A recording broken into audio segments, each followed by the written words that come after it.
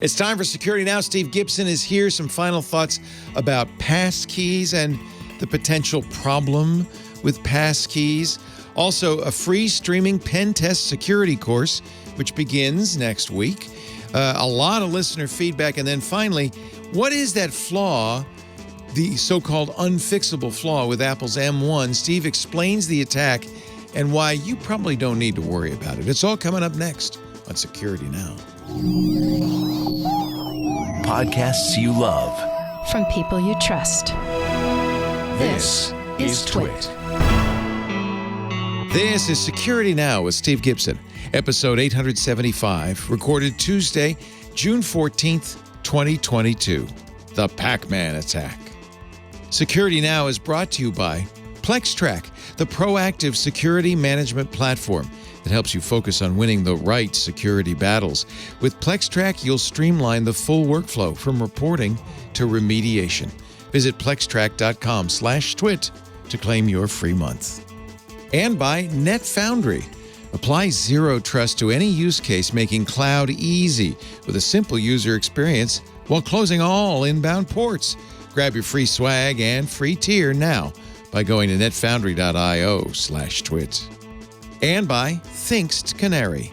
Detect attackers on your network while avoiding irritating false alarms. Get the alerts that matter. For 10% off and a 60-day money-back guarantee, go to canary.tools/twit and enter the code TWIT in the How Did You Hear About Us box.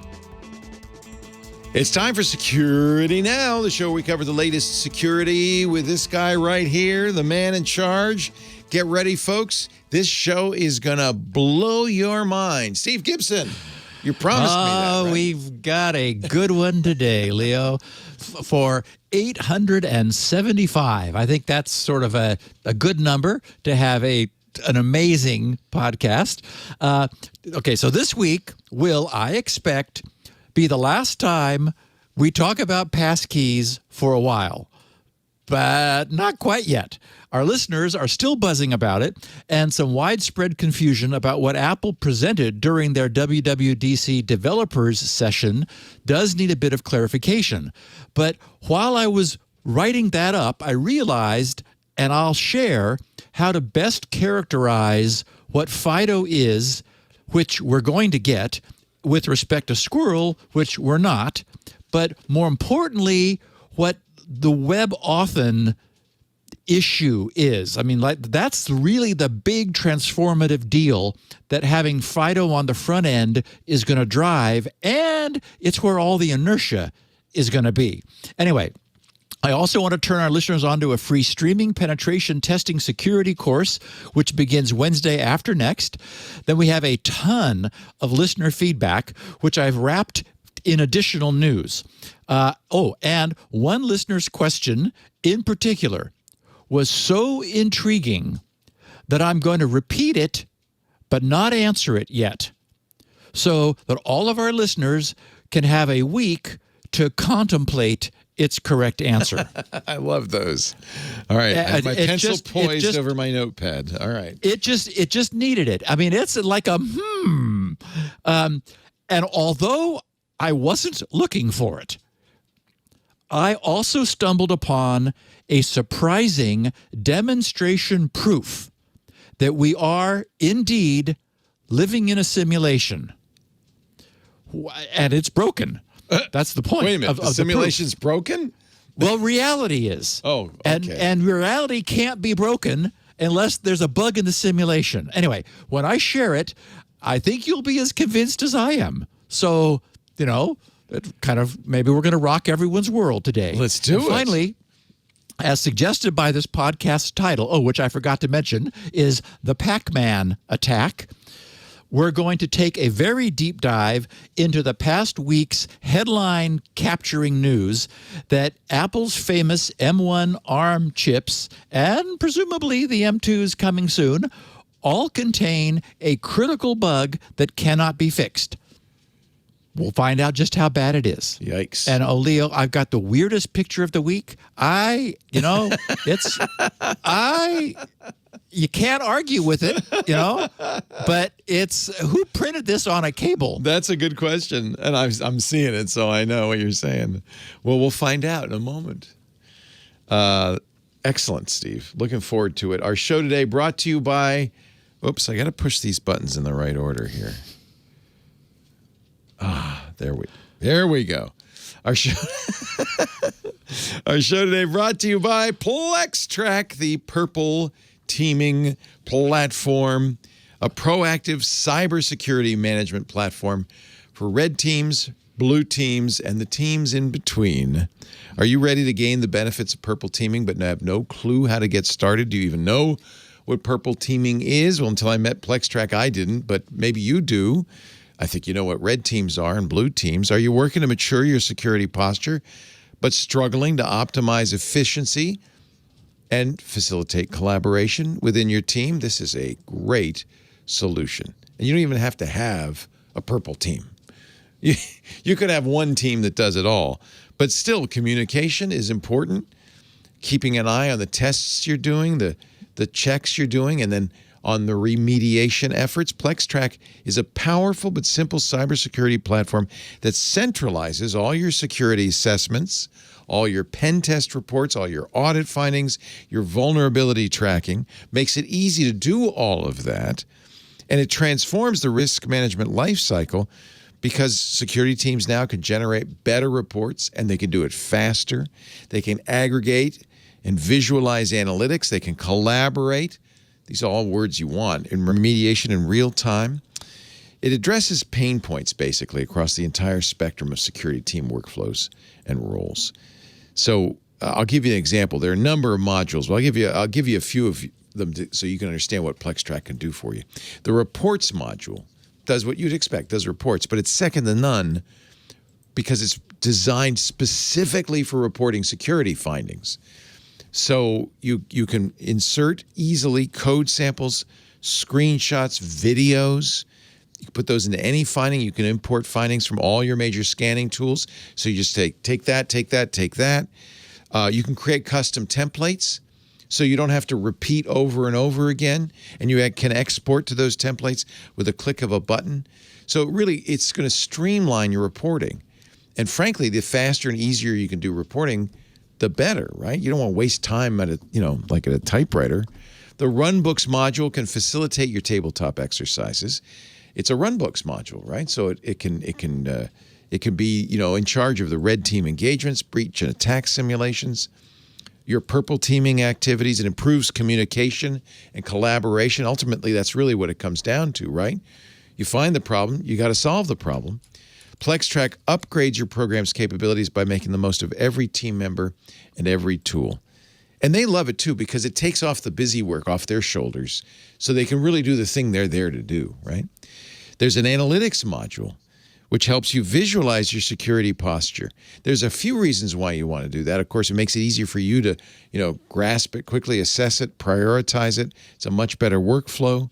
You can map risks to frameworks like MITRE ATT&CK and create a risk register.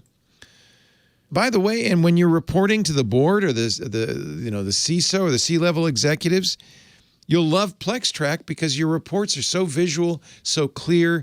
They get what you're doing. You get what you're doing. The collaboration is better. Any enterprise security team should absolutely be using PlexTrac to streamline their pen tests, security assessments, incident response reports, to keep red and blue teams focused on getting the real security work done. With PlexTrac, you're going to gain precious time back in your team's day. And as I said, they love it. Employee morale goes through the roof because it's a time saver for them. PlexTrac enterprise customer Jacobs Engineering. There's a lot of testimonials on the site, but this is one I picked. Deploying PlexTrac allowed our team to cut the reporting cycle by 65%. That's huge. Book a demo today. See how much time PlexTrac can save your team. Try PlexTrac free for 1 month.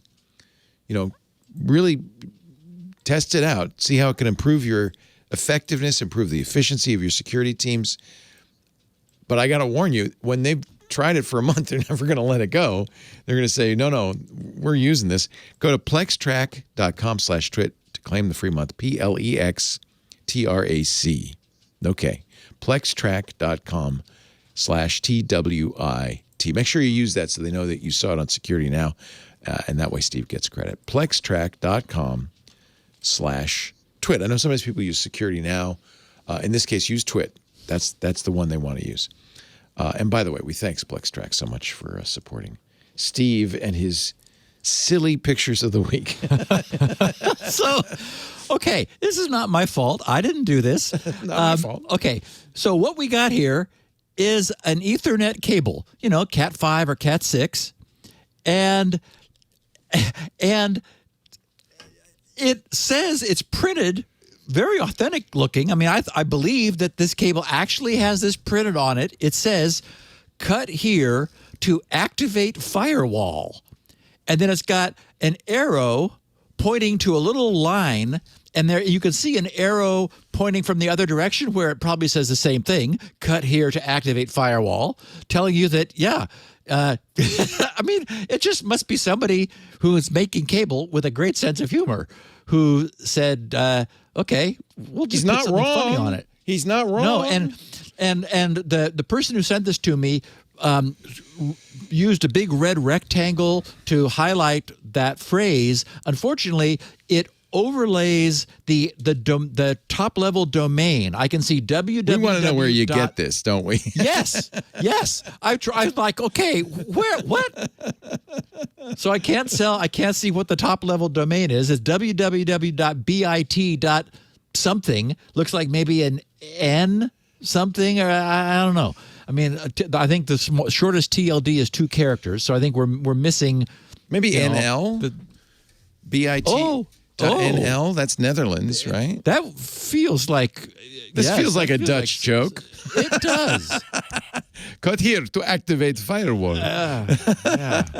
Anyway, I love it because they give you a line and arrows pointing at the line. So just in case you're concerned about where you're cutting, you know exactly. Yeah, well, because you wouldn't want to cut like in the middle of one of those words. No, cut at the right spot. Who knows what would happen? It's got to be made up. Don't you think it's made up? I mean, the whole picture was like faked. It's pretty good. All right, Leo. I'm going to go to bit.nl and I'll find out for you. If I can order them, I'm getting you a whole roll. We'll call it the Security Now. Oh yeah, you know what? It's a data center. Bit.nl. It's in Dutch, but a data center's network managed hosting in the cloud. So I think they did this as a joke. I love it. Very cool. Yeah. Okay.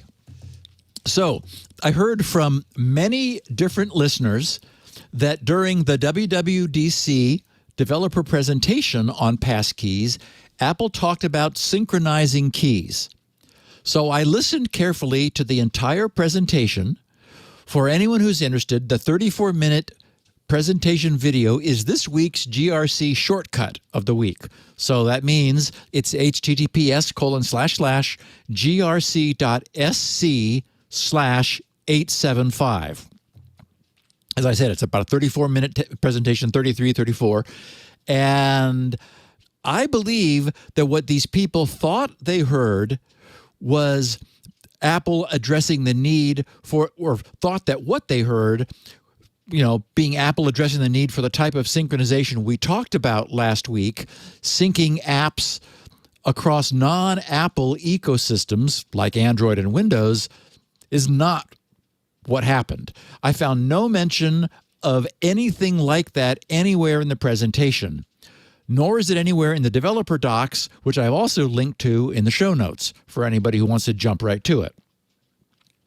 The types of passkey sharing Apple supports is first and foremost using the iCloud keychain, of course, to dynamically synchronize keys, these passkeys, across an individual user's Apple ecosystem. So, as we know, all Apple devices thus will remain synchronized. The other form of sharing Apple described uses AirDrop to pass logon credentials to another user. An AirDrop can also be used to permanently pass a passkey to someone else for some site or service, permanently adding it to their keychain to use from then on. So that's sort of like explicit, here's my passkey, you can now use it to log on as me. But so far, from everything I've seen, Apple has in no way suggested that they will ever be synchronizing passkeys with external non-Apple platforms. Nothing's been said so far either way. They haven't said they're not going to, but nobody seems to have asked that question, and it was not part of the developer presentation. But Apple's example solution of using AirDrop to send a passkey to another person's iDevice, a friend of yours, a spouse, a child, a sibling, whatever, for their subsequent use, highlighted something that I think is important to understand. And this is where, in thinking about it, I realized what really makes Squirrel different from FIDO and why. Squirrel is a complete solution for secure remote logon, whereas FIDO, and technically FIDO 2 with its passkeys, is a replacement for usernames and passwords. The two are not the same. For example, take the case of giving someone else access to a site. If you give them your passkey, which is Apple's solution demonstrated during the developer presentation, then they are now you on that site in every meaningful way. When they authenticate, it's you authenticating because they're using your passkey. It's the exact equivalent of you giving them your username and password. And since they are you, they can see your settings, your private details, everything that you can see and do when you log in using that same passkey. And since they are you, they're presumably also able to change the passkey to lock you out. And they can presumably pass it along to others, unless Apple has realized that secondary passkey sharing is a really bad idea and should be blocked, which would technically be possible. Well, I don't know either way. This is what the situation we're in right now. When Lisa needs to log into our Comcast account, I just send her my password and log in. She doesn't have a separate one because it's the same account. So that's the standard. Does Squirrel solve that with some sort of shared access? No. Well, of course. How could it? Because Comcast only has one login for my account. Okay, so so I don't know either way whether they're going to block secondary passkey sharing. In any event, when you voluntarily give your passkey to someone else, your site access has now escaped your control. And I agree with you, Leo, it's exactly the same thing. We solved this with Squirrel. If you want to allow someone to share some access to an account as a guest, for example, sharing a Netflix account, you obtain a one-time invitation token from the site and provide it to them. When they attempt to log into the site with their own Squirrel ID, the site doesn't know them. So it prompts them to create a new account or to use an outstanding invitation if they have one. Their use of the invitation identifies them to the site as a guest of yours, enabling them to subsequently log into your account using their Squirrel ID. Since they're using their Squirrel ID, and we just sold a copy of SpinRite 6, thank you, if you're a listener. Since they're using their Squirrel ID and guests are unable to request invitations for others, you, as the account owner, retain control. And you're able to rescind their guest access status at any time, which isn't possible otherwise. I mean, like in traditional username and password sharing. And all this scales seamlessly to enterprise use when hundreds of users might need to share access to common resources. It's called Managed Shared Access, and it's part of the Squirrel solution. It's already there. We have an online demo with the entire solution working, and its operation is fully worked out and specified. And needless to say, there's a lot more to squirrel. So as it stands, the FIDO2 Passkeys system is, without question, more secure than usernames and passwords. No doubt about it, it's definitely superior. But the FIDO designers were crypto people working to solve one small part of the much larger problem of practical, real-world user authentication. They didn't think the whole problem through because that was never their charter. They could credibly say it wasn't their job. It wasn't. But even in a FIDO2 Passkeys world, that job still needs to be done. Squirrel does it. But unfortunately, FIDO and Passkeys does not do it. Unfortunately, this means that instead of being as revolutionary as it could have been, we get another half-baked solution.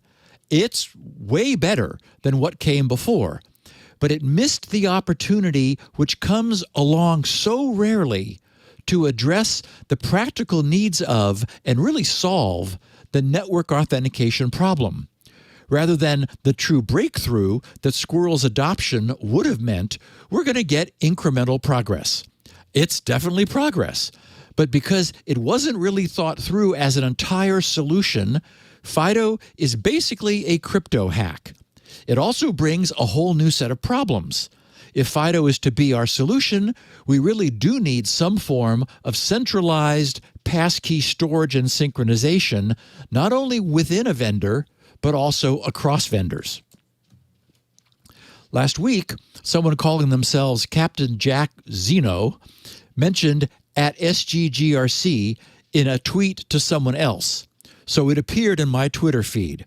Captain Jack wrote to this other person, "You may be excited about passkeys, but Squirrel was carefully developed over 7 years by at SGGRC and solves problems you may not even realize you'd have."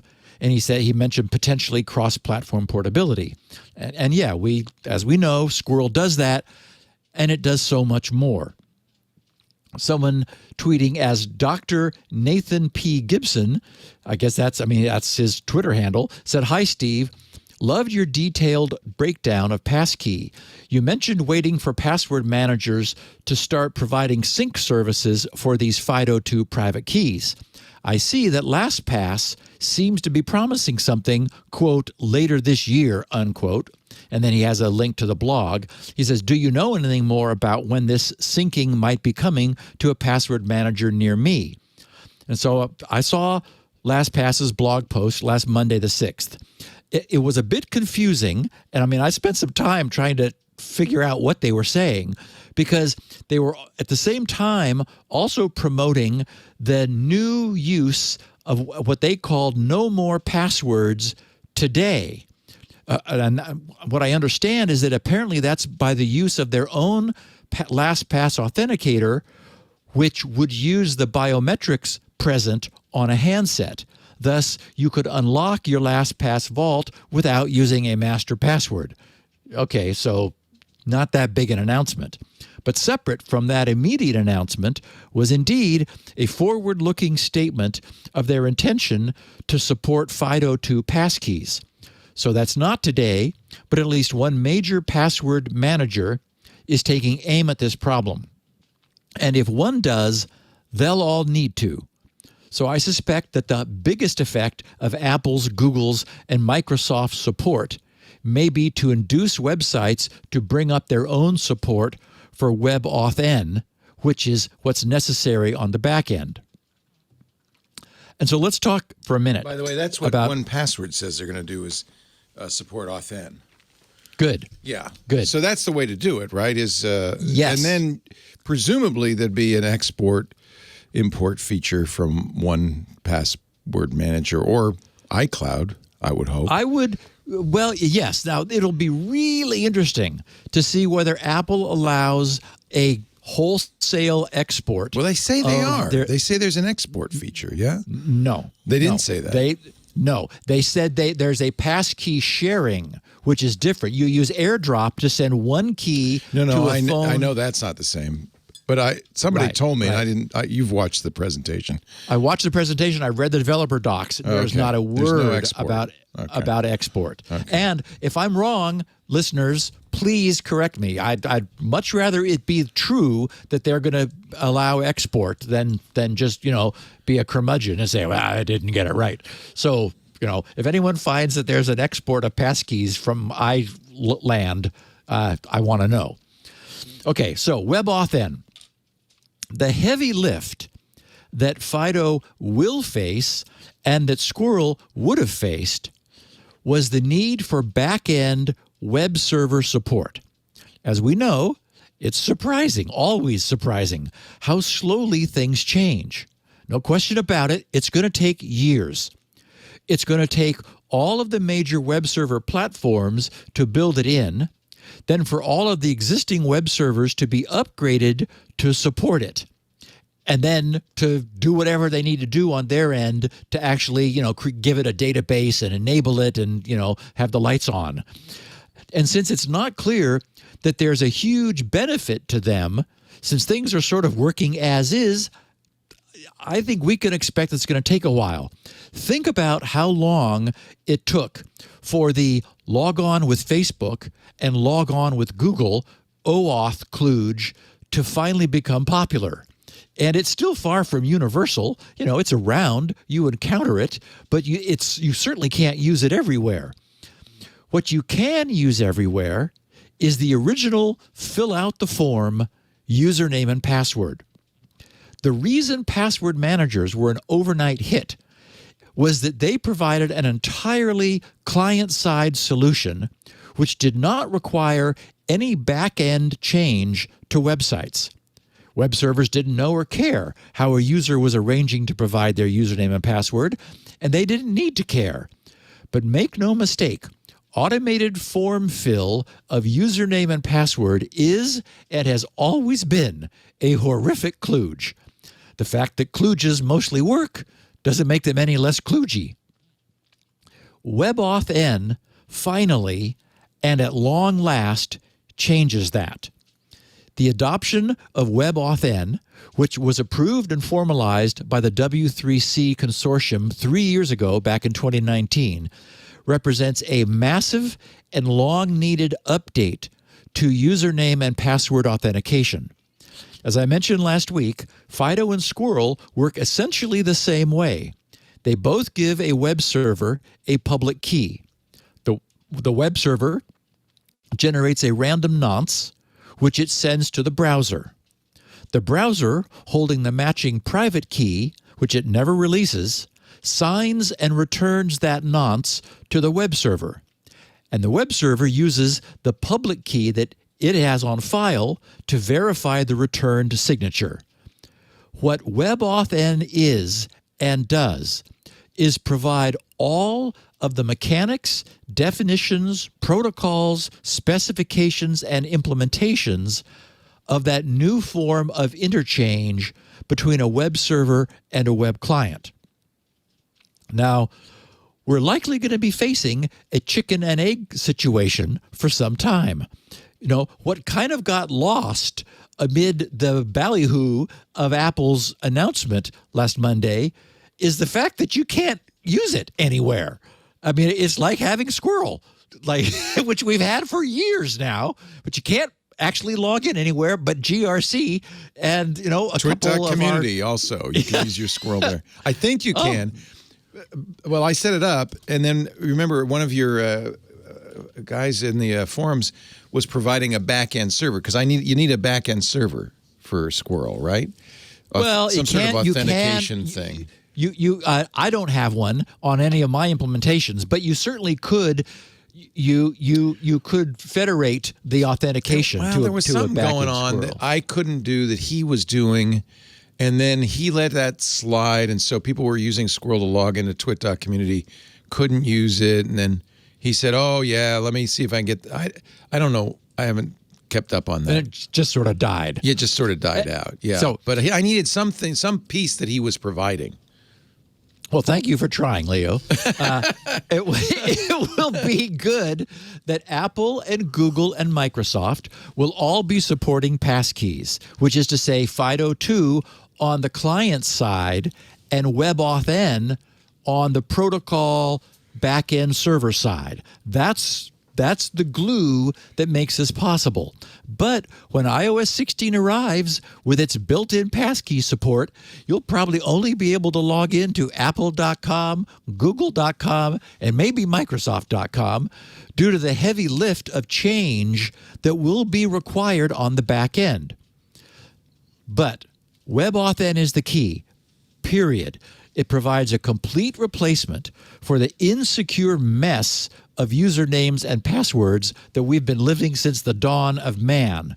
And interestingly, WebAuthn optionally supports Squirrel's chosen 25519 elliptic curve. Yay. With its special properties that allow for non-random deterministic private key synthesis. That's the key behind Squirrel, as I've mentioned, if you'll pardon the pun. So it might be possible someday in the future. I'm not going to do it. We got a bunch of Squirrel developers now. They'll do this to transparently run a modified Squirrel solution to use Squirrel-style deterministic passkeys on the server infrastructure that FIDO built. So that would be cool. And, perhaps indeed, the only kind of progress that can practically be made today in today's world is incremental. So the fact that everyone's excited and it's going to be available in our clients, and when web servers start adding authn support, their UI, their login UI will show, hey, if you've got a passkey, use it. And so you'll give them the first time you'll log in as you using old school login, then you'll have your client generate a passkey which they'll hold on to, and you could then use that to log in the future. But the other point I wanted to make was that what I really did with Squirrel, and this is exactly to the point you were making with you and Lisa, is, I didn't just stop at replacing usernames and passwords. I solved the whole problem. I mean, as you heard me say back then, every single question anybody could ask about what if this, what if that, but what the, but blah, blah, blah, blah. I have Squirrel solved the problem. And provided all kinds of forward-looking solutions that would be handy to have. We're not going to get it yet. Maybe we'll get it eventually. Yeah, I realized that Discourse, which is the forum software I use, Zen4o, you don't have to do anything. I think it's built in, but Discourse has to use an OAuth 2 provider. So Jose C. Gomez, who was, I think it's probably still around in your forums, had set up a Squirrel OAuth 2 very provider. Clever. At Squirrel OAuth. Basically an OAuth gateway for exactly. Squirrel. But he doesn't, it's gone. It's a 502 bad gateway. So bad gateway. Bad gateway. Bad so, gateway. Unfortunately, everybody who used Squirrel to set up an account on TWiT.community, I guess, is out of luck. So sorry, I apologize. If I don't know enough to run an OAuth 2 server myself. So, well, and as we know, I've moved on. So I did what I could, and we'll get little pieces of Squirrel over time. Admittedly, this is not perfect, but the perfect can be the enemy of the good, and passkey is much better than what we're doing right now. So yes, there could be something better.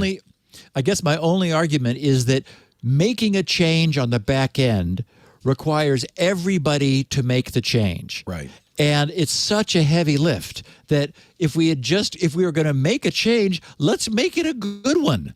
I mean, let's make it one that actually solves all these other use cases for which people are like, sharing passwords and what if a bad guy did get a hold of your key and then we're able to use it to lock you out of an account.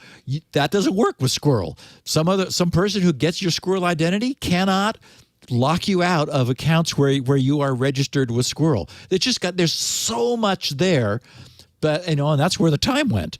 But I got it out of my system. Now I'm back to spin right. What do you know what the lift is? Well, you must, because you've watched this video now.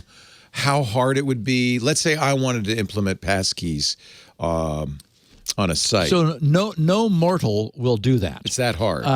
Yeah. It'll be a library. For example, Yeah. I Googled FIDO2 Passkeys IIS. Obviously Microsoft server, 0 hits. Oh. There's nothing for Microsoft's web server. So just with Squirrel, Zen4o supported Squirrel, so it's easy for you to implement.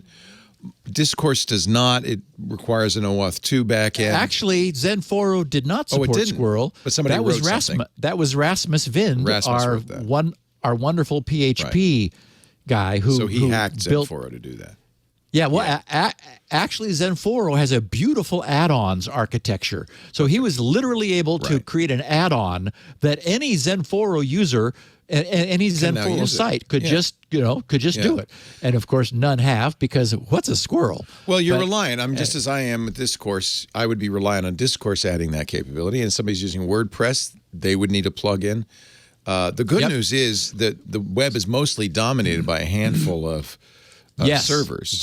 Very few servers, and they will all get WebAuthn plugins or modules in the Apache case, for example. And so you just, add the WebAuthn module and configure it, and you're probably good to go. Yeah, right. Well, that day, I hope, comes soon. It'll be interesting to see. It's not, and this is the problem, is, there was a benefit to Google and Facebook doing the login with Google, login with Facebook OAuth hack, because as we know, they track you as you pass by.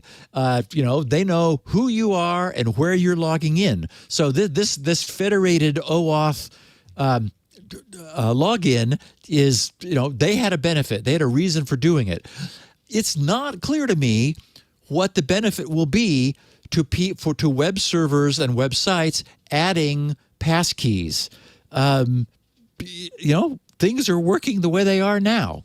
So we'll see. Yeah. As I said, not everybody is doing the log on with Google and Facebook. You certainly can't use it universally. You see it here and there, and it's kind of like being able to buy something with PayPal. It's like, oh, good, I could use that here. Yeah. But other places, you need my credit card number. WordPress does have a Squirrel plugin. Did that get a lot of uptake? Yeah, it did. Yeah. I think that's got to be key. You got to have those easy. Yes. It's got to be a drop-in solution. Yep. So last Wednesday, a company known as Offensive Security, who are the people behind Kali Linux, announced that they'd be live streaming their penetration testing with Kali Linux course sessions on Twitch later this month. I mention this because a subset of the course's material, all of the streamed content, will be open to the public on Twitch at no charge. And I felt sure that some of our listeners would find that interesting. For those who don't know, Kali Linux is a Debian-based Linux distro which is targeted toward facilitating information security tasks such as penetration testing, security research, computer forensics, and reverse engineering. The course in question, Pen 200, is a paid course which helps students prepare for the Offensive Security Certified Professional, OSCP, certification exam. Before the pandemic, it was only available in person, but during the COVID response, live training was suspended and Offensive Security moved their courseware online for remote instruction. So today, a 26-part, 13-week, twice-weekly, hour-long per event online course will be offered to prepare students for the OSCP certification. Non-enrolled viewers are welcome to audit the course. You, of course, won't get any credit for it, but there's the information.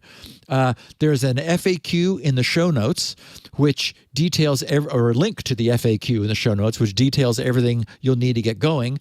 I grabbed the two most relevant Q&As from that page. First one is, where and when will it be happening? And their answer is the OffSec live streaming sessions are currently planned to start June 22nd, 2022. So that's Wednesday after next from 12 to 1 p.m. Eastern. So that's currently 9 to 10 West Coast, and run through December 7th, 2022. So pretty much the rest of the year. The OffSec Live Pen 200 streaming sessions will consist of twice weekly, hour-long interactive presentations. They said we'll also be streaming a weekly office hour where we will address any questions a student may have regarding the Pen 200 course and prior streaming sessions. And those, I would imagine, will be only for enrolled people. And how much will it cost? And they said the OffSec Live Pen 200 Twitch streaming sessions will be free and open to the public. So just a heads up for our listeners. Before I introduce the proof that we are living in a simulation, and just wait. You laugh now. Just wait. I did want to mention that Surfshark has followed ExpressVPN in pulling out of India. I heard Andy mention on MacBreak Weekly that he logs in to a VPN in India. Yes. Oh, Alex. Yeah. So he can watch the Pittsburgh Steelers football game. Yes. And the good news is, as I mentioned last week, and at least in the case of ExpressVPN, you can still get an IP from India, right, even though it's being hosted in some other country. Some very clever little shenanigans they must be pulling there. Yep, a hack. Yeah. And Leo, let's take our second break, and then the proof that we're living in a simulated reality. Okay, officially the best tease in the history of all time. and you cannot unknow this, so be careful. This is going to change things. Well, I remember I went to see the movie The Matrix without any prior knowledge, right? And I go in, I watch it, I come out, my eyes are like this. Because I think, oh, my God, I'm in a simulation. Because that's the whole premise. So I have to say, my life was never the same since. So I'm ready. Are we going to take the blue pill here or the red pill? It's up to you. Once upon a time, the fact that Elon agreed with us had some value. Not so much anymore. No one really cares what he thinks. Get ready. Your red pill moment is coming up. But first, a word from NetFoundry. Our show today brought to you by NetFoundry, a game-changing open source security tool for you. Every week, you listen to this show, it's like a minefield of ransomware and hacking, and it all really comes down to just the inability to secure resources on your network, right? Because networks are insecure, period. It's kind of their goal is to let everybody in. So NetFoundry is designed, it's zero trust. It's designed to make an inherently insecure concept secure. It's built on an open source tool that many of you may know. It's fantastic, called OpenZD. They built it, and they open sourced it. God bless them. It makes moving to the cloud easy peasy. It gives a simple user experience for remote access without a VPN. We're not talking a VPN here. It allows you to connect IoT and edge in minutes. It's entirely zero trust. That's the idea. That's the principle. NetFoundry gives your application superpowers, end-to-end encryption, private DNS, dark services, and more. You'll stop DDoS attacks. You'll end brute force attacks, credential stuffing. Got no home here. Those CVE, 0 days we talk about all the time, forget it. No 10 out of 10 is going to bother you because it closes all inbound ports. You know about that from Steve. Stealths it. This is port knocking on steroids, deployable in minutes. OpenZD, created and maintained by NetFoundry, provides an open source, free, and easy way for the world to embed zero trust networking into anything. It's a library, basically. It provides everything you need to spin up a truly private, zero trust overlay network in minutes across anything. You could do it in your app. You could do it on any device, on any cloud. It's extensible, it's flexible, it's scalable. And it's open source, so you can use it for free if you want. Using OpenZD isolates your apps and systems so they cannot be subject to external network-level attacks from malicious actors, while protecting from internal, even OS networks, such as being immune to network side channel attacks like phishing. It's zero trust across all networks. entirely. Which, you don't have to worry about expensive and risky reactive patching. Agnostic design patterns mean you only need commodity internet with outbound ports without needing network engineering skills to implement it. You can say goodbye to complex firewall rules, inbound ports, public DNS, static network access controls. You say goodbye to VPNs. It's really the holy grail of security, right? You just assume that even your internal network is open, so somebody has to authenticate before they can use an app or a network or any host. It can be embedded into any app, host, or network. They've recently embedded private zero-trust networking right into Prometheus, which, after Kubernetes, is the second most cloud-native compute foundation project. You can kind of say goodbye to that tug of war between developers and security. Developers want it to be open, right? Security says, But look, zero trust is a journey. You can start wherever you need to start based on your priorities. OpenZD, it's numerous SDKs, a variety of tunneling apps for popular OSs and edge routers. You can find them in the cloud marketplace for, many of these OSs. If you don't want to host OpenZD, don't worry. You don't have to. NetFoundry has a SaaS solution, which includes, by the way, you might say, oh, now I know how they make their money. Nope, includes free forever tiers. Free forever tiers for up to 10 endpoints. Yeah, and if you have more than 10 endpoints, okay, you can work out a deal with NetFoundry. They're really a great company. Their support of OpenZD is a great model for open source software. We've talked about Spring for Shell, that Windows RPC remote exploit, RCE. The recommendation, of course, and you should do this to patch now, but with OpenZD, you don't have any inbound ports at all. So no external network attack even can see you. You can you could patch at your own convenience. You're still safe, right?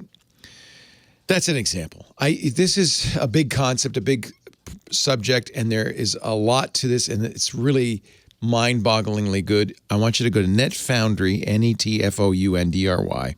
They're at netfoundry.io/twit. Get some free swag. I have my OpenZD little macaroni sticker on my laptop. Learn more, get started. netfoundry.io/twit. Get your free swag and your free tier right now. That's what I love about this. You can try it free forever and really get a sense of it. But I think you'll be very impressed. OpenZD. I want to put in a big plug for it. It is the way to do zero trust. OpenZD is at netfoundry.io/twit. Okay, I'm ready to have my mind blown. I'm taking the red pill, Steve. Go ahead. So, I stumbled upon a proof that we are indeed living in a simulation. My proof that we're in a simulation is that I've identified a clear and incontrovertible bug that exists within the simulation itself. A glitch. Yes.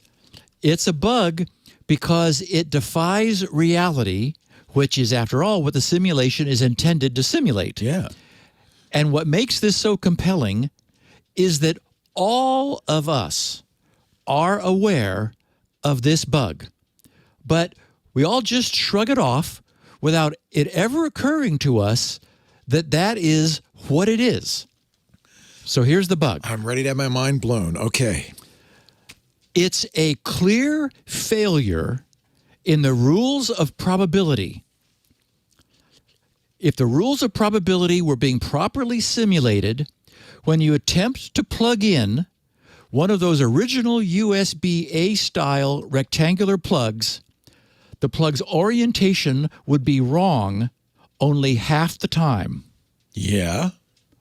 But we all know that it's not 50-50.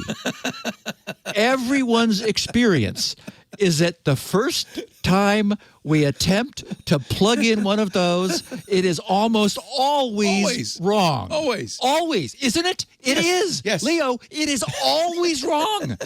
It cannot be always wrong, but it is. I have the Leo Laporte corollary to that. The toast always falls butter side down. Well, see? I think the more we think about this, the more we're going to realize things are not all as they seem. You got me. I mean, right? I mean, isn't one of those GD USBs always wrong? Always upside down. Yep. Yes. It should be 50-50. It must be 50-50, and it is not. No one's experience is that it's 50-50. So we've been given a clue that we've not been paying attention to. It's a glitch in the matrix. You found it. It's a bug. Yep. It's a bug in probability, and that must mean that there's a failure in the simulation. That's why cats always land on their feet. Now, Leo, I have something that may be of interest to you. I stumbled upon a valid use for facial recognition. Okay. It's in the show notes. It's the smart pet door.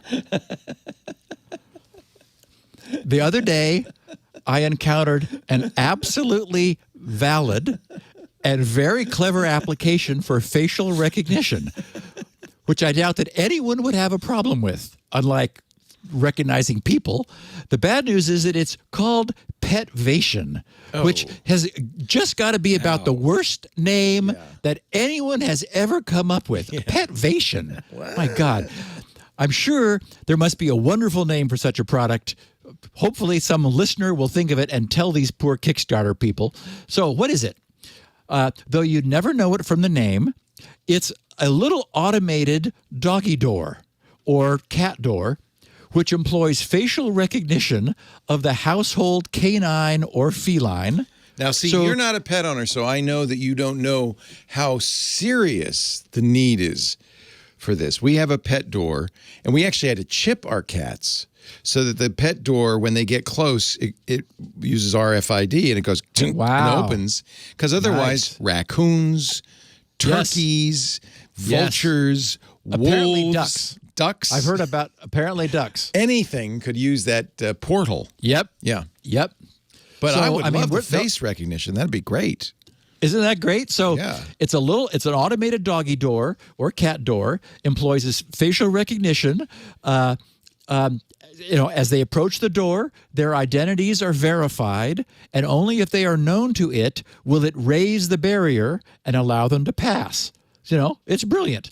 The text, which accompanies this horribly named but otherwise wonderful-looking innovation, notes that, quote, it can also recognize the most common unwanted guests: raccoon, wolf / coyote, bear, deer. I don't know. How big is that dog door? Yeah. Squirrel, rabbit, duck, boar, skunk, fox, rats, boar, snake, chickens, and more, and deny them entry to your home. Well. It's unclear to me in reading that description why explicit recognition of unwanted pets is important if it's truly being discriminating about the identity of the family's pets. Sure. Well, you don't want to let the neighbor's cat in. I mean, well, what if you did have a pet duck? I mean, that's probably happened. That's a good point. So, you probably have to turn off the duck eliminator. But in any event, perhaps that's just, to make sure that nothing unwanted can get in, even if it's, like some clever animal wearing a dog mask to spoof the identity of your pooch. But really, I think maybe I'm biased, but I think a lot of dogs look alike and a lot of cats look alike. Yeah. Can you really do this accurately? I don't know. I'm sending this to Lisa. And you're right. That chipping animals is a solution. Perfect. Give them a little short range RFID. Exactly. I should note that I stumbled upon this over on Kickstarter when I was following up on a recent communication from Ed Cano. That was Ed's 48th communication. Wow. Ed is the originator of the Sandsara, which you and I are still waiting for, Leo. Oh. It may finally actually ship. Actually, apparently it has shipped, and they're working their way through customs at the moment. What is it? It's been so long, I forgot. I know. The Sandsara, for those who don't recall, is a nifty-looking tabletop bed of fine-grained sand through which a steel ball bearing is rolled by a magnet located underneath the bed. Oh, yeah, I remember the magnet. This. Yeah. And I got the link to it in the show notes. If you want to click on it, you'll see some animated reminders. The magnet is moved by a pair of stepper motors using a quite ingenious mechanism. This podcast discovered this Kickstarter project back in March of 2020, just as COVID was descending upon the world. Ed's original timeline anticipated fulfillment during August that same year. So it appears that it'll finally be happening just shy of 2 years late. Yeah, that's pretty par for the course, unfortunately, with this stuff. But I have no complaint with Ed's approach. His communication has been good and consistent, and boy, is he a man after my own heart. He's proven himself to be an absolute perfectionist. He should be. He raised 18 million Mexican dollars. Yes, he has 2,000 supporters, 2,000 backers. Yeah. Though it appears that we'll be receiving this nifty-looking gadget nearly 2 years late, it really does appear that what we'll be receiving will have been well worth the wait. As I mentioned, his project has just shy of 2,000 backers, and I know that many of them are among our listeners since Ed told me so. When we discovered this, we got quite excited at the time, so our collective wait may finally be nearing an end. What is 18 million pesos in American money?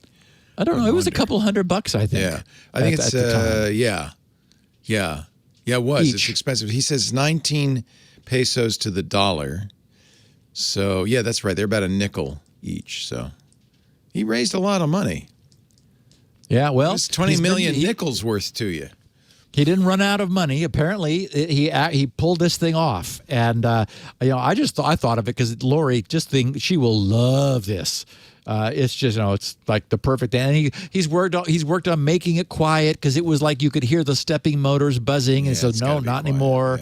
Yeah. And like these beautiful round wood. He just went through like fire in order to get this thing done, but they're shipping. So I just wanted to mention that. And that's how I found Petvation, the worst named thing ever. The engineering looks good, but boy, they're not much for marketing. Yeah, by the way, it's $874,000. It's a lot of money he raised. So yeah, good. I'm glad he didn't run with it. Nope, good he for did you, not. Ed. He is a good guy. And if he were to do something else, I wouldn't put it on my calendar, but I'd probably give him more money because, he does come through. Yeah. Okay, we got some closing the loop feedback from our listeners, a bunch of interesting stuff. Robert Wicks, who tweeted at Bert Wicks, he said, "You called it, Steve. This just popped up on my ancient i7 4770 system that has no TPM." And he sent me a screenshot. It says, "Windows Update. Windows 11 version 22H2 is ready and it's free. Get the latest version of, pinch your nose, get the latest version of Windows with," and it says, and then it's a link you can click, "a new look, new features, and enhanced security," because we always say that. And then there's a button for generation i7. So it's not just the TPM. This is definitely ineligible. Yeah, it's got like smoke signals coming off of it.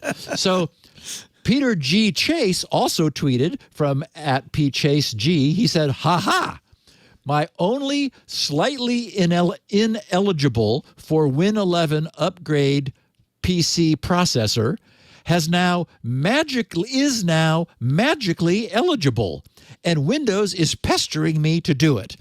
Nothing changed on my end. Must be them. You said they might miraculously change the requirements, but I still don't want Windows 11. Okay, so what happened? Leo, under the category of you just can't make this stuff up, we have the explanation for what Robert and Peter and many others experienced last week. The Verge covered the story last Thursday under the unbelievable headline. Well, if it weren't Microsoft, it would be unbelievable. Microsoft has accidentally released Windows 11 for unsupported PCs. Well, thank you, and Microsoft. And it runs just fine. Thanks so very much. Oh, paraphrasing from what The Verge wrote, they said Microsoft released the final version of its next big Windows 11 update, 22H2, to release preview testers on Tuesday, and accidentally made it available to PCs that are not officially supported. Oops. They actually wrote oops, not me. Twitter and Reddit users were quick to spot the mistake, with hundreds of Windows insiders able to upgrade their Windows 10 machines on older CPUs. Microsoft, as we know, has strict minimum hardware requirements for Windows 11, leaving millions of PCs behind, so the mistake will once again highlight the company's controversial upgrade policy, which is to say that it runs just fine everywhere, even though we don't want to give it to you. So they said Windows 11 officially requires Intel 8th Gen Coffee Lake or Zen 2 CPUs and later, with very few exceptions.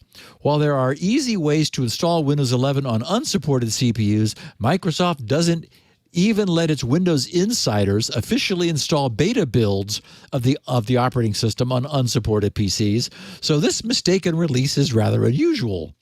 Microsoft is aware of the mistake, and it's investigating. Oh, well, that's comforting. Quote, says Microsoft, "It's a bug, and the right team is investigating it," unquote. As opposed to having the wrong team investigate it, which would just add insult to injury, presumably. And that is what Microsoft's official Windows Insider Twitter account tweeted. So if you manage to install Windows 11 on an unsupported PC and we're expecting only release preview updates for Windows 10, you should be able to roll back the unexpected upgrade in the settings section of Windows 11, said The Verge. So anyway, got a kick out of that one. And speaking of large numbers, Jeff Parrish, tweeting from @KB9GXK, sounds like he might be a ham, don't you think? Is that a ham designation, KB9GXK? Or does that have to be K9 or something? I don't know. I don't know. He says, you can go to math.tools/calculator/num ... and I didn't get the rest of the link, to convert that number. Remember, the number was, I don't even remember now, 2 to the 768 from last week. It was three sets of 256-bit encryptions. It was big, yes. Well, he says it's large, just the first couple of numbers, and then he lists them. But somebody else sent me the entire thing. Of course, we have that kind of listener. I am not reading this. Are you going to read this? No. But I'm going to go up from the bottom, okay, because I stumbled on something that was sort of interesting. Yeah. So it ends in 38. Yes. Then we have 52,000. Then we have 139,611,000,000, 696 trillion, 116 quadrillion. Okay, then we have 17 quintillion. I guess I am reading it. 886 sextillion. He's so good, he's reading it backwards, folks. In high heels. Yes. 256 septillion, 555 octillion. This is all Latin. 500, sept, oct, known. Go ahead. Yeah. Well, and what happened was later I got to sept, oct, and nov. And it's, wait a minute, those are months. September, October, November. Yeah, that's right. Yeah. Yeah. So anyway, we got nonillion, then we got decillion, then we have undecillion, then duodecillion, tredecillion, quattrodecillion. These are not very imaginative at this point. Quindecillion. Well, that's why sexdecillion. It's orderly, so you can figure it out, right? Sependecillion. Yeah. 18. Oh, then we have octodecillion, and finally, novemdecillion. Novemdecillion. Yeah. And finally, one virgintillion. Vigintillion. That's because, that's 20. Yeah. Yeah. Wow. Anyway, thank you, those of you who followed up on the 2 to the 768. We will never forget ye. And Gumby, I think, told us he tried to do it in Emacs and it quit at quadrillion. What a wimp. So never mind Emacs. So Roy Ben Yosef tweeting at Wizard Lizard Roy as his Twitter handle. Okay, he was able to. That one wasn't free when he went for it. He said, "Hi, Steve. Just heard your piece on the New South Wales driver's license, and maybe I'm missing something, but isn't it all client side? They can do all sorts of fancy crypto and whatnot. Can't I just write my own app that looks the same with, a dancing flower and shows whatever I want? Is there no or shouldn't be server-side variation somehow?" He says, "Long-time listener since 2011. You got me into the cybersecurity business since 2012. Wonderful. Thank you." And I'll follow that immediately with Ryan's tweet because he's his company's PKI expert. Ryan tweeted, actually he sent via email, grc.com/feedback. It was in the mailbag. "Hello, Steve. Regarding the New South Wales digital driver's license, I work as my company's PKI expert." And we know that's, public key infrastructure. There's a job called PKI expert. Who knew? Oh, yeah. We're in, and he knows all about WebAuthn, I'm sure. Yeah. He says, "I liked your solution to the DDL problem." I talked about how you could just solve this with a certificate. He said, "I wanted to let you know that your proposed PKI-based solution can also prevent spoofing of the driver's license QR code. Dancing flowers are all well and good, but could be spoofed if you were motivated enough, as our previous writer noted." He said, "The way to prevent copying the QR code and passing it off as your own lies in exactly the type of certificate that you issue. If you issued a signed DDL certificate like you suggested, with the key usage attribute of digital signature," he said, parens, "and the enhanced key usage attribute of email protection, then your DDL can sign arbitrary messages. This is how encrypted SMIME email works. In our case, the DDL, the digital driver's license, could sign your name and age and include the signature in the QR code." In other words, he came up with a very clever extension. The certificate that is the DDL itself could be used for signing. So that QR code could constantly be changing locally on the screen. Each of those changes dynamically refreshed and signed by the certificate, which is the DDL, because it's a cert. So the point is, that's a very clever extension of the idea. He said, "But couldn't this QR code be copied?" He says, "Well, the next step is to have the person verifying the ID check the timestamp to see exactly when the QR code was signed. You could have the user push a button or enter a PIN in the app, and I had it just doing it automatically because you could do that too. This also lets you customize your trust. A police officer's scanning device could trust a QR code for 30 seconds. A bouncer's device could trust a QR code for 1 to 2 minutes. So you can pull up your QR code while you're in line and keep the line moving." He really thought this through. "The chances of being able to predict the exact 30, 60, or 120-second window that you'll need to produce the QR code means that setting the clock ahead on your friend's phone and pre-generating a QR code are vanishingly small. Live long and prosper, Ryan." So Ryan, very nice piece of work on that. Yeah.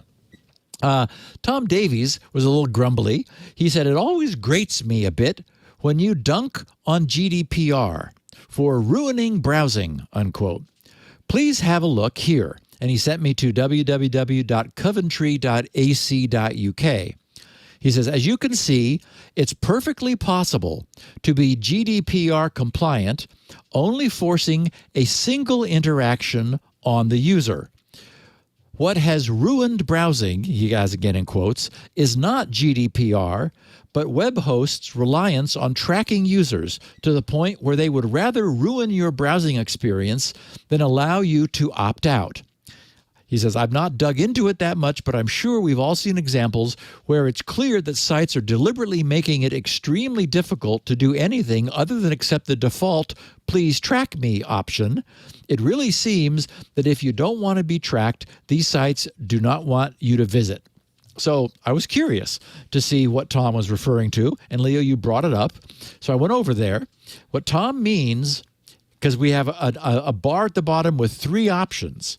What Tom means is that it's possible for a website to request to set a cookie in order to no longer need to notify about setting cookies. Okay?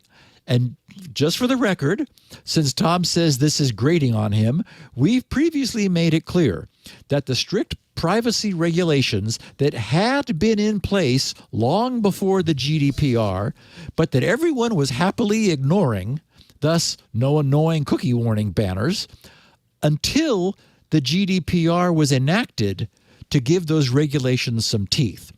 I certainly don't disagree with the bias toward tracking that Tom has, but it really was the enacting of the GDPR that's what is making our lives miserable, because now it's not just a regulation everyone ignores. It's, something that everyone has to pay attention to. Well, and it's what it really is, the problem, in my opinion, is this notion that all cookies are bad. Right. My site uses one cookie. A cookie to remember your preferences between light and dark mode. But because it uses one cookie, it's not tracking you. It's just remember you're saving on your computer your setting. Right. Your That's all it's doing. Yeah. Because it's doing that, I have to put up a stupid ass cookie thing. And I think it's wrong and it's absurd. And it has the exact opposite effect. By inuring people to these messages, it's making them forget about it. It's just like, yeah, click. How many quadrillion, vintillion useless clicks have there been? Clicks. Waste of resources, because that has to be transmitted. No, it's a perfect example of a misguided law that accomplishes exactly the opposite of its intent. By the way, pat on the back, because today Firefox announced what should have been the case all along, that third-party cookies are entirely blocked. They're going to sandbox all cookies unless the originating site is asking for it. By default, yes. Yeah, and that's the problem, is third-party cookies. First-party cookies are not problematic. I would submit. In any event, certainly my light-dark mode cookie is not problematic. No. It's incredibly infuriating, and maybe that our mentions of this grates on you, but that ain't nothing compared to how these cookie warnings grate on every other person in the globe, because we have to do it because the EU decided to do it. It damaged the EU's credibility beyond belief. It's a terrible idea. Yeah. It had all sorts of negative effects. It makes the EU a laughingstock. Thank you. Yep. Philip Lerich, he said regarding last week's podcast, SN 874, the only essential diff between Passkeys and Squirrel is that Squirrel uses computed private keys. So could Squirrel be made to register its private key with a FIDO2 website and respond to a FIDO2 auth challenge? Then Squirrel would work on any FIDO2 site. He said in parens, but please finish SpinRite first. Yes. So he anticipated what I talked about at the top of this episode. The use of deterministic private keys may be possible under WebAuthn. So if so, then yes, Squirrel's single key approach could transparently replace the big bucket of keys approach that is used by FIDO without sacrificing any security. And as we now more know, there is in fact much more to Squirrel than just the difference between one master key that synthesizes passkeys on the fly versus randomly generated passkeys, all of which you have to store. As I demonstrated at the top of the podcast, Squirrel really goes all the way to solving authentication. What we have with Passkeys and FIDO2 is a very robust replacement of usernames and passwords. So definite improvement there. And as for SpinRite, everyone should know that I'm done with Squirrel. What? Except for talking about it here. I've handed it off and over to a very competent group of developers who know it now just as well as I do, and they hang out over at squirrel.grc.com. So no one need worry for a nanosecond that I will again become distracted by Squirrel. That's not going to happen. And somebody with a clever handle, Lintux, L-Y-N-T-U-X, Lintux, he said, I wanted to remind you at SGGRC that a YubiKey can only hold up to 25 credentials each. That's not a problem since there aren't that many FIDO2 websites out there, but that could change. That's another reason why Squirrel is better. And in fact, the fact that YubiKeys have a 25 credential limit also beautifully demonstrates that the FIDO's project's work was never aimed at mass use and adoption. They were originally focused upon using super secure hardware dongles for authentication to just a few crucial sites. That system was never able to scale. So when it failed to get off the ground, they relaxed their requirements and produced FIDO2. I'm going to skip one because that wasn't it's that my good. fault we started late. I No, it's okay. Yeah. I guess the way I pronounce his name, Juho Vitasalo. He said, hi. I tried the latest... Pretty sure that's not how you pronounce it, but it's going to have to do. Yeah. Sorry about that. I'll just say that his Twitter handle is at JUHOV. Yeah, so, that's easier. Yeah. I tried the latest SpinRite exe from your dev directory, but could not run it in Windows 7. I was hoping to burn an ISO that way. I have a failing SSD I need to massage. Can you tell me how to use these executables you have on your server? Thanks. Boy. Yeah, and Greg got a bunch of email from our listeners, so I'm sure that he's referring to the reference we recently made to grc.com/dev/spinrite, and I asked you, and you did, to pull up the directory listing just to sort of show how much work we did on this first phase of SpinRite. That directory contains a gazillion incremental SpinRite development releases, but they are DOS executables. Oh boy. Not Windows exes. So they definitely will not run under Windows. But moreover, even if you did run them under DOS, they do not yet move the user past the system inventory stage where SpinRite is figuring out what you've got and how it can best work with it. That's where all of our collective work thus far has focused. Once I do have something that's operational, all existing SpinRite licensees will be able to obtain their own copies from GRC's server. But we're not quite at that stage yet, so I apologize for the confusion. I'm guessing Juho thought he'd found a source of free SpinRite, which this is not. Maybe, although he was expecting to burn an ISO, and the normal SpinRite that you run on Windows will do that. Okay. So he may have. So it sounds like he has some understanding He just wanted to upgrade. of the way it normally works. Right. Okay. Could you use the old SpinRite for an SSD? Yeah, right? Yes. Yeah. Yeah. Okay. Okay. If anyone listening to this podcast has only been paying half attention, although this has been so great, I don't know how that's possible. Now is the time to bring your entire focus to bear on this next question, our final question from a listener, because it wins the award for the best question maybe ever. And I'm going to leave it hanging and unanswered until next week. So everyone will have the opportunity this next week to ponder the question and its answer. And Leo and everyone in the Discord and chat rooms, please resist the temptation to blurt out any spoilers for everyone else who wants to ponder this very intriguing question. Here it is. Eric Osterholm, he tweeted, "Hi, Steve. Longtime listener. I'm a little confused on the key length discussion. I always thought that encrypting twice merely doubled the effective strength." Here's my reasoning. Imagine you have an algorithm and a key that you can fully brute force in one day. If you add one bit to the key, you double the key space, and therefore it takes twice as long to brute force, parens, or 2 days. If you instead encrypt twice, then it takes 1 day to decrypt the outer ciphertext, at which point you get back to the first output of ciphertext. Then, in 1 more day, you can brute force the first inner ciphertext.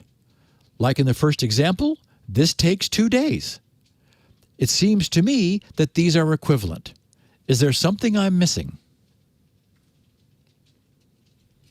So there it is. Everybody think about that, and we'll answer the question at the top of next week's show. His logic seems sound. It seems very sound. So no spoilers, anybody. No. Don't blurt it out. No. Just smile if you think you got it. I ain't going to blurt it out because I don't know it. You're safe with me, Steve. So let's take our last break, and we're going to delve into the so-called PACMAN attack, which leverages an unpatchable and unfixable flaw which exists across Apple's custom M1 chipset family. Sigh.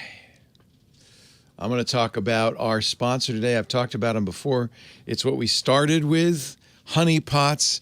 This, my friends, this little doohickey is a honeypot sitting on our network. Yeah, you say it looks like, a little hard drive maybe, just like a little plastic enclosure with some circuitry. Yeah, I notice you say it's attached to your network and it's plugged in. That's a honeypot? Oh, yeah, because to the bad guy, the hacker who has penetrated my network, this doesn't look like, a hard drive. This looks like a network-attached storage. In fact, I've set it up to look exactly like my Synology. It's got the MAC address. It's got the login. It's all the details a hacker would say, oh, yeah, and maybe even try to log into it. But the minute the bad guy does, I get a notification saying, hey, somebody just tried to log in to this non-existent Synology you have. Could be a SCADA device. Could be a Windows server. Could be a Linux server. Could be a Christmas tree with 100 services lit up. Could have just a select few services. It could be almost anything you want. It's the easy to set up honeypot. You use your Thinkst Canary console to set up whatever device it is. You can change it anytime you want. Well, there's another cool thing you can do with this Thinkst Canary. It will let you create Canary tokens, which look, for all intents and purposes, like PDFs or Word documents or Excel spreadsheets. They're not, but, you can spread them around your network. I might have one. I just might, sitting on my hard drive, saying something like employee payroll information. Now, if you're a bad guy, again, you're wandering around, you're looking at stuff, you might say, boy, that's a spreadsheet I'd like to download. But the minute they touch it, the minute they try to open it, the minute they do anything with it, it immediately pings me through my Canary and lets me know there's someone in the network. It's unfortunate, but companies almost always find out too late that they've been compromised. And you can spend millions on perimeter security, but if somebody gets in, how are you going to know? On average, it takes 191 days. What is that? It's more than 6 months for companies, on average, to realize there's somebody in their network. But with a Canary or 2 or 3 spread around your network, it's like little tripwires just waiting for the bad guys. It's really a clever idea. I know many companies now that have adopted this. Some of the biggest companies in the world have hundreds of them. Even small companies might have 5 or 6 at critical access points. You can put them on Active Directory. So if an attacker browses Active Directory for file servers or explores file shares, they'll be looking for documents. They'll be trying default passwords against network devices and web services. They'll scan for open services. Bing! This thing, it doesn't look vulnerable. It looks valuable. This thing pops up. It can look like a router, a switch, a NAS server, a Linux box, a Windows server. Attackers won't even know they've been caught. They'll just say, well, I guess that password didn't work. Oh, but you know. Canary tokens, same thing. You can put infinite number if you want. There's an unlimited number of Canary tokens you can make with your canaries.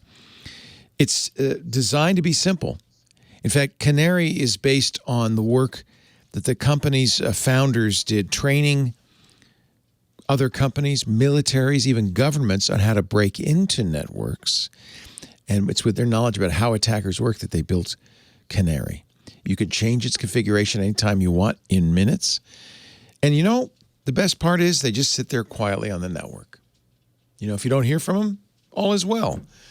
But if something bad happens, you're going to get it. Not swamped by false alarms, but a message that's very clear that tells you exactly what's going on. And you can get it any way you want. Emails, text message.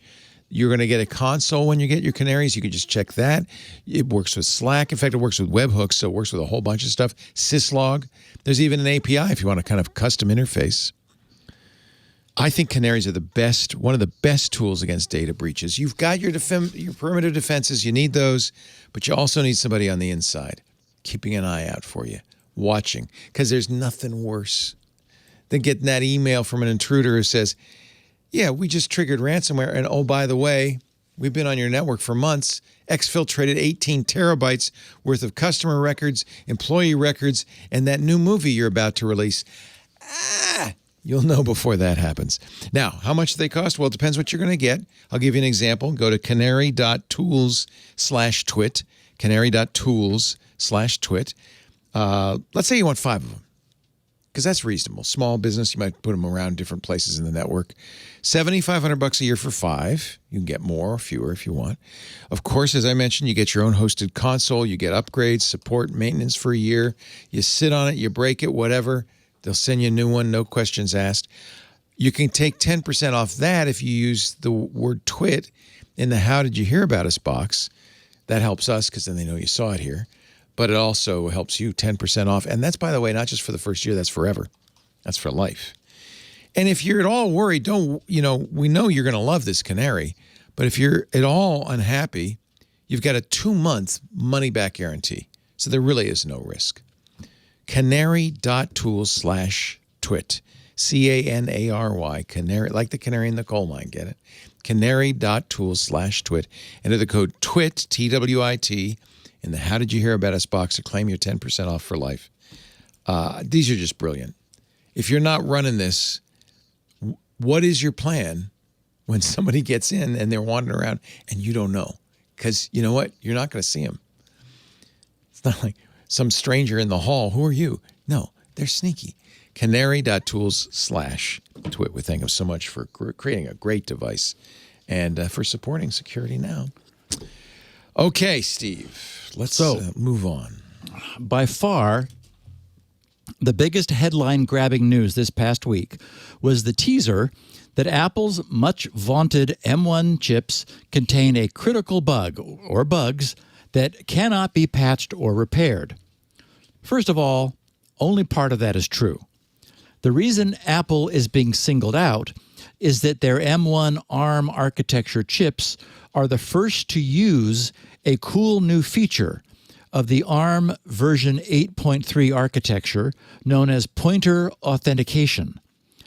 Everyone else plans to use it too. They just haven't gotten their newest chips out yet. The heading of the 14-page research paper published by 4 researchers at the MIT Computer Science and Artificial Intelligence Laboratory reads, PACMAN, Attacking ARM Pointer Authentication with Speculative Execution. So, once again, we have the specter, pun intended, of speculative execution raising its ever-ugly head, this time in a new context. A new feature of the ARM version 8.3 architecture initially represented by Apple's proprietary M1 chip. Okay, so what is it? PACMAN is a novel hardware attack that can bypass the benefits of an emerging feature known as pointer authentication. PAC. So that's where the PAC comes from, PACMAN. The authors of this work present the following 3 contributions, they feel. First, a new way of thinking about compounding threat models in the Spectre age, meaning hardware and software, not only one or the other. Second, reverse engineering details of the M1 memory hierarchy. There's almost nothing available publicly from Apple, so they had to just figure it out the hard way to pull this off in practice. And 3, a hardware attack to forge kernel PACs, that is kernel pointer authentications, from user space on M1. They wrote, PACMAN is what you get when you mix a hardware mitigation for software attacks with micro-architectural side channels. We believe the core idea of PACMAN will be applicable to much more than just PAC. So these guys believe that they've uncovered another entire class of exploitable microarchitectural flaws, which are introduced by attempts to mitigate software attacks. We'll talk about pointer authentication and what it is in detail in a second. But here's what the researchers wrote for the summary abstract at the top of their paper. They said, this paper studies the synergies between memory corruption vulnerabilities and speculative execution vulnerabilities. We leverage speculative execution attacks to bypass an important memory protection mechanism, ARM pointer authentication, a security feature that is used to enforce pointer integrity. We present PACMAN, a novel attack methodology that speculatively leaks PAC verification results via, and I'll be explaining all this in a second, via micro-architectural side channels without causing any crashes. Our attack removes the primary barrier to conducting control flow hijacking attacks on a platform protected using pointer authentication. In other words, pointers are what the system uses to, well, obviously to point to things, but for example, to control its flow of control. So if you're able to change the pointers and not have that change detected, then you're back where you were, being able to, without this protection, obviously, being able to, if you're able to get down into the kernel, to do things.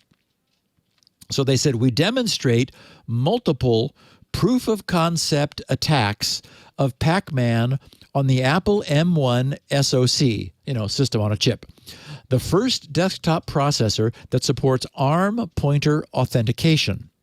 We reverse engineer the TLB, the translation look-aside buffer, which is the way memory is organized these days, on the Apple M1 SoC, and expand microarchitectural side channel attacks to Apple processors, meaning, before it had been Intel stuff, right? So now Apple. Moreover, we show that the PACMAN attack works across privilege levels, meaning that we can attack the operating system kernel as an unprivileged user in user space. And I loved how they set this up and framed this work in their paper's short introduction, so I want to share it too. Just 2 paragraphs. They said, modern systems are becoming increasingly complex, exposing a large attack surface with vulnerabilities in both software and hardware. In the software layer, memory corruption vulnerabilities, such as buffer overflows, can be exploited by attackers to alter the behavior or take full control of a victim program. In the hardware layer, microarchitectural side channel vulnerabilities, such as Spectre and Meltdown, can be exploited to leak arbitrary data within the victim program's address space. Today, it is common for security researchers to explore software and hardware vulnerabilities separately, considering the 2 vulnerabilities in 2 disjoint threat models. In this paper, we study the synergies between memory corruption vulnerabilities and microarchitectural side channel vulnerabilities. we show how a hardware attack can be used to assist a software attack to bypass a strong security defense mechanism. Specifically, we demonstrate that by leveraging speculative execution attacks, an attacker can bypass an important software security primitive called ARM pointer authentication to conduct a control flow hijacking attack. Okay, so what is ARM pointer authentication? We've talked, and Leo was just talking about canaries, right? We've talked about related attack mitigation measures in the past. Remember stack cookies. They're a form of canary. The idea with stack cookies is that the system places little bits of unpredictable crypto hashes on the stack as a means for detecting when a buffer overrun has just occurred. So before executing a return from a subroutine, which is when the overwritten attack code would get executed, the bit of code performing the return first checks the stack for the proper cookie, the proper canary, and only executes the return if the value found at the location matches what's expected. The idea is that attackers don't have nearly sufficient visibility into the system to know what the cookie should be, so their attempt to overrun a buffer on the stack is inherently somewhat brute force, kind of a blunderbuss approach. The cookie allows their overwriting to be proactively detected before the contents of the stack is trusted and acted upon. What the ARM version 8.3 architecture introduces is a clever means of adding a tiny authentication hash. Actually, it can be too tiny, as it turns out. We'll get there in a second. Adding a tiny authentication hash into ARM pointers as a means for detecting any unauthorized changes to that pointer. As we know, the ARM architecture is 64 bits wide. That means that it will have 64-bit pointers. But 64 bits is, I can't even pronounce this number. We now know it's we a could. vigintillion. It's a virgintillion. Yes. It's a 1-844-744-073-709-551-616. It's a big number. That's how many 64 bits gives you. Said another way, it's, get this, 18.446 billion gigabytes of pointer space. 18.446 billion gigabytes of pointer space in 64 bits. Since no one has nearly that much RAM in 2022, we'll see what happens 10 years from now. That means that a large number of the high-order bits of 64-bit ARM memory pointers are always going to be 0. So, the clever ARM engineers realized that they could set a boundary point in their pointers. To the right of the boundary is a valid pointer, which is able to address as much memory as the system has.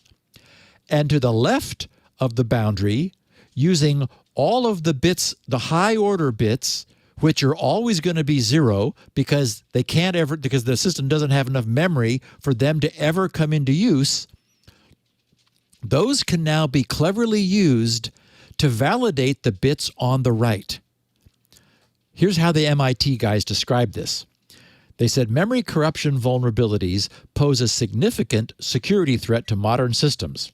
Right. We're talking about that pretty much all the time on this podcast. They said these vulnerabilities are caused by software bugs which allow an attacker to corrupt the content of a memory location. The corrupted memory content, containing important data structures such as code and data pointers, can then be used by the attacker to hijack the control flow of the victim program. Well-studied control flow hijacking techniques include return-oriented programming, ROP, which we've discussed at length in the past, and jump-oriented programming, JOP.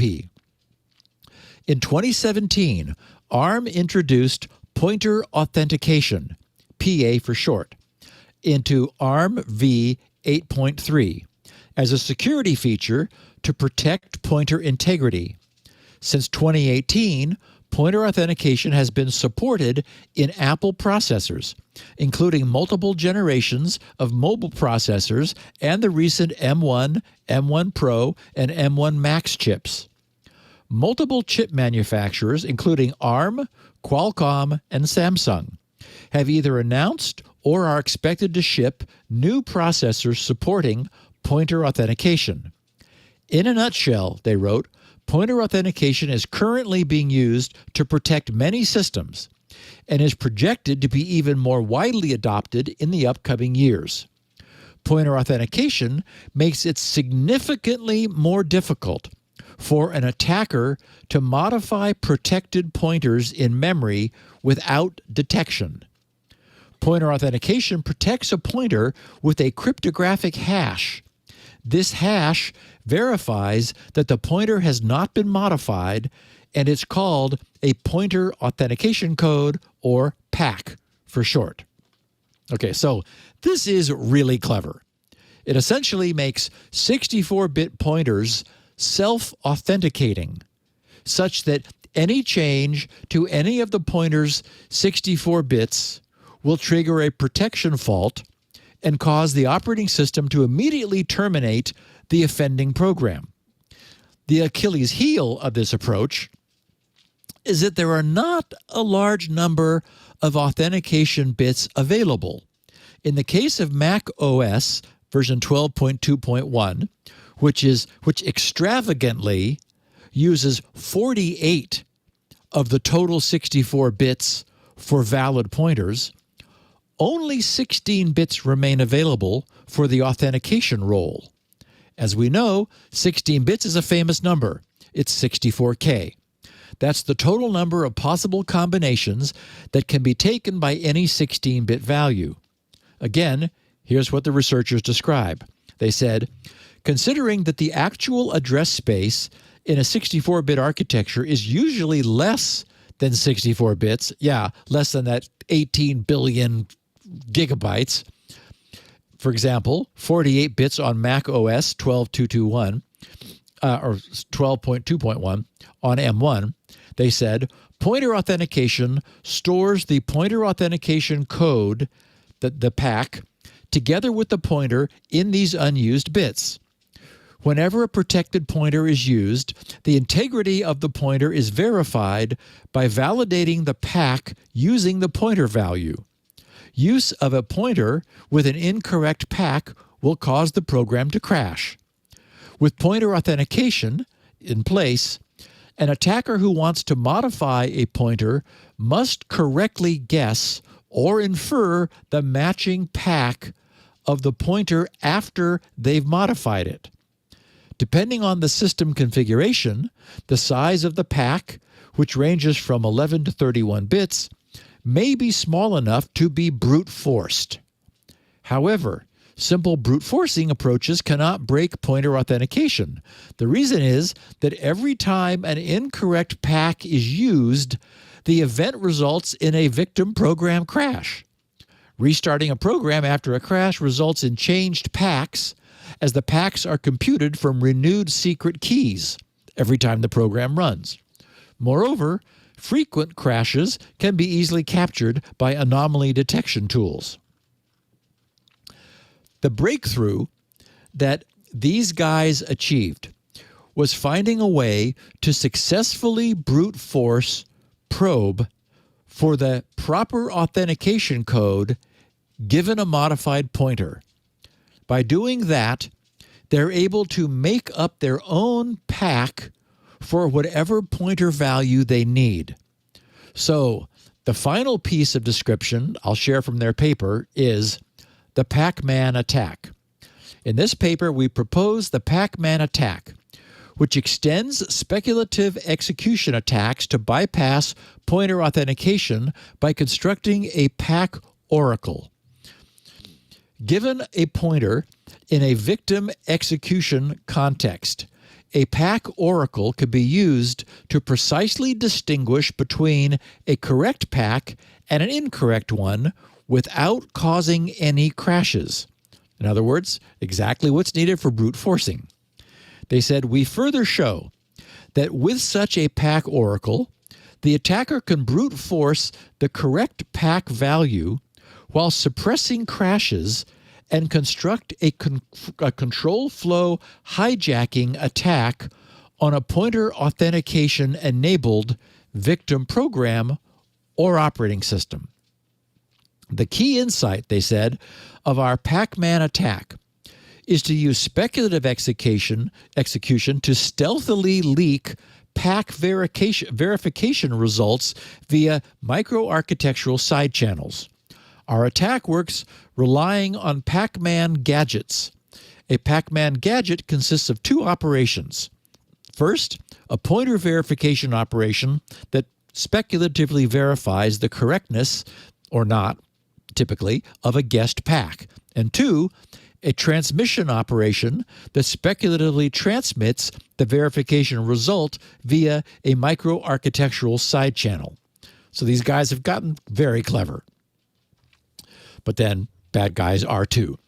The pointer verification operation is performed by an authentication instruction, one of the new instructions introduced in ARM version 8.3, which outputs a valid pointer if the verification succeeds and an invalid pointer otherwise.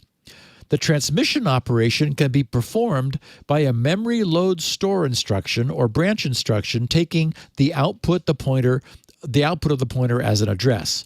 If a correct PAC is guessed, the transmission operation will speculatively access a valid pointer, resulting in observable microarchitectural side effects. Otherwise, the transmission step will cause a speculative execution due to accessing an invalid pointer. They said, note that we execute both operations on a misspeculated path. Thus, the two operations will not trigger architecture visible events. God, that's clever. Avoiding the use where valid guesses result in crashes. So they've basically taken what we've learned in the last few years about microarchitectural side effects, the idea that subtle variations in branches taken and not taken can be sensed across process because they're left in the hardware so that everyone shares, and you're not going to cause a crash because they're deliberately arranging that these tests occur in the speculation path, which the processor never executes. So the side effects are generated by the speculation portion of the engine, which is executing ahead of where the processor is actually going. The processor doesn't take that path, so no mistake no crash occurs, no exception fault is triggered. Yet it still leaves a trace, a footprint in the microarchitecture which they're able to sense. This is so cool. Okay, so now we bottom line it. What does all this actually mean for those relying upon the security of Apple's M1-based devices? In their own FAQ, the researchers provide some reality check answers. Does this attack require physical access? They ask themselves. No. We actually did all our experiments over the network on a machine in another room. PACMAN works just fine remotely even if you have unprivileged code execution. Should I be worried? As long as you keep your software up to date, no. PACMAN is an exploitation technique. On its own, it cannot compromise your system. While the hardware mechanisms used by PACMAN cannot be patched with software features, memory corruption bugs can be. Can I tell if someone is using PACMAN against me? They replied, much like the Spectre attack our work is based on, PACMAN executes entirely in the speculative regime and leaves no logs, so probably not. They ask, why do you need a software bug to do the PACMAN attack? And they answer, PACMAN takes an existing software bug, a memory rewrite, and turns it into a more powerful primitive, pointer authentication bypass. For our demo, we add our own bug to the kernel using our own kernel module. In a real-world attack, you would just find an existing kernel bug. Our demo only uses the kernel extension for adding a software bug. The entire attack runs in user space. So an attacker with an existing bug could do the same attack without the extension that their proof of concept provides. Finally, is PACMAN being used in the wild? And they reply, to our knowledge, no. Now, Apple's response didn't offer much. They officially said, quote, we want to thank the researchers for their collaboration as this proof of concept advances our understanding of these techniques. I bet. Based on our analysis, as well as the details shared with us by the researchers, we have concluded this issue does not pose an immediate risk to our users and is insufficient to bypass device protections on its own. Okay, that was carefully worded to be exactly factually correct. And it is. Generally speaking, the common M1 chip user does not have anything to worry about more, after this than they did before. But the authors never suggested that this could be used in any form of standalone attack. What this does mean is that successful attacks against current and future ARM chips equipped with pointer authentication will need to be more complex in order to also defeat this new extra layer of protection.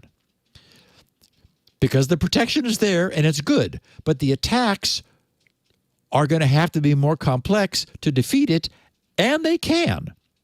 As is, Apple's M1 chips based on the ARM version 8.3 architecture are thus significantly more difficult to successfully attack than other systems which lack this additional, though imperfect, layer of protection. And I'll close with this observation. Apple's allocation of 48 bits for their pointers, which affords access to more than 250,000 gigabytes of RAM, is obviously excessive in the extreme. Before this paper was published, Apple's engineers probably thought, what the hell? We have 64 bits of pointer space, so we'll use the lower 48 for pointing and the upper 16 for pointer authentication, assuming at the time that it was not possible to brute force probe for the correct value of those 16 spare bits. Apple's engineers likely thought that there would only be one chance in 65536 of an attacker correctly guessing the proper hash for a modified pointer, and a wrong guess, the first wrong guess, any wrong guess, would cause the victim program to be immediately terminated. But we know that 16 bits, now we know that 16 bits is not sufficient. So Apple could choose to significantly strengthen their pointer authentication by tightening down on the active pointer space, maybe even setting it up dynamically based upon the amount of RAM a system actually contains. A large system, even a large system with 64 gigabytes of RAM, requires pointers to consume only 36 bits. 36 bits lets you address 64 gig of RAM. That leaves 28 bits for authentication, which is 4,096 times more difficult and time-consuming to brute force, with no other overhead or cost to the system. In any event, the sky is once again not falling, and all is well. Good. Now, But could it fall in the future? well, you know, when you consider that every time we attempt to plug in a USB plug, it fails, it could be that the attacker will guess right the first time. Yes, it could be. Even though they've got one chance in 65536. I mean, I've never plugged in a USB plug correctly the first time. It never happens. Never happens.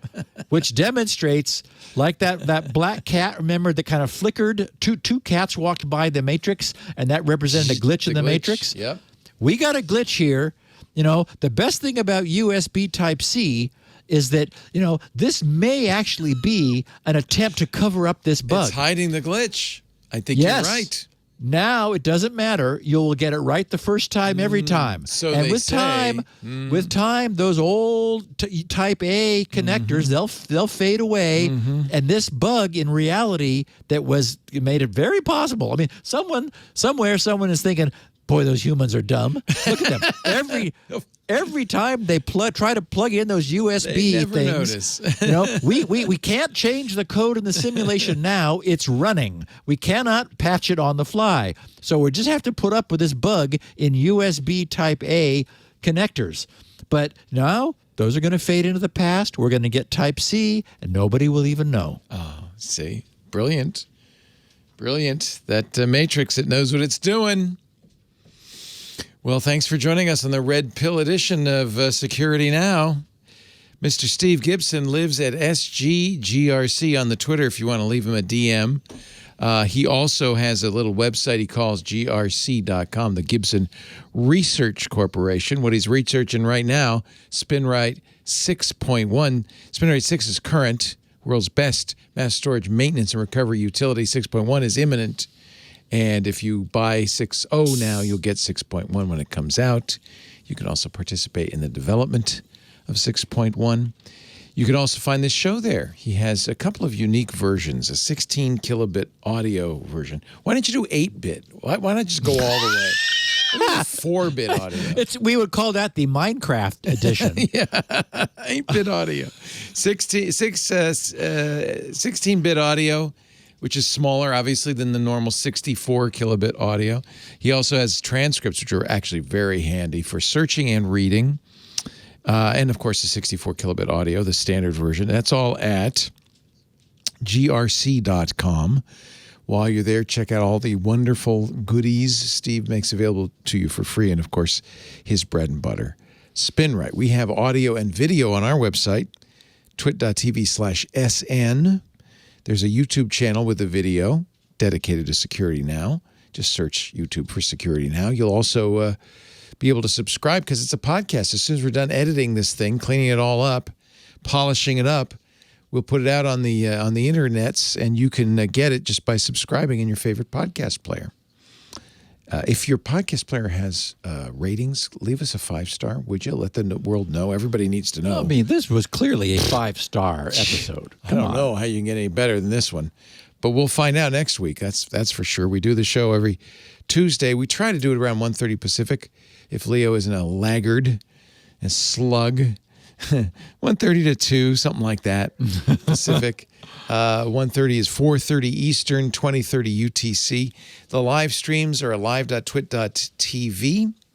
There are chat rooms. The IRC chat room is free and open to all at irc.twit.tv. If you prefer Discord, join the club. Club Twit gives you access to the very fancy Club Twit Discord, plus ad-free versions of this show and all the other shows, plus the Twit Plus feed, which has material that we don't put in the podcasts, like the secrets of the universe. Oh, no, wait a minute. That was in the podcast. All of that, $7 a month. I think that's a fair price to pay. It sure helps us. For instance, just to give you an idea, we've got to update Drupal because that's what runs our back end. That's the website's running on it. The API runs on it. And it's an old version of Drupal, which is going to go out of support next year. We don't want to have an insecure version of Drupal sitting there. It's a cool $250,000, but we're saving up for it using the money from Club TWiT. It's that kind of thing that really helps us out. So if you want to help out, twit.tv/Club TWiT. I will be back here next week. I know you will too, Steve, for episode 876. More revelations. The truth is out there. The answer to the big question: why is double encrypting not only twice as strong, but exponentially as strong? It takes one day to do the outer shell, one day to do the inner shell. It should take Seems the same right amount. To me. Should be 1 + 1, right? What do the BOFFINs say? 1 × 1? No, it would be 2 to the 256 times. A lot better. Stronger. Way better. Why is It'd be like that? summing the keys, like having a 512-bit key instead of a 257-bit key. I know. That's a head scratcher. I know. Oh, get to work on that. And do you want people to DM you with their thoughts? They could certainly DM me. Those are private, so Don't that do it won't public. be that won't be a giveaway to anyone. Yeah. And we'll answer the question next week. All right. Good stuff. Thanks, Steve. I'll see you next time. Bye-bye. Righto. Bye. If you are looking for a midweek update on the week's tech news, I got to tell you, you got to check out Tech News Weekly. See, it's all kind of built in there with the title. You get to learn about the news in tech that matters. Every Thursday, Jason Howell and I talk to the people making and breaking the tech news, get their insights and their interesting stories. It's a great show to check out. twit.tv/TNW. Security now.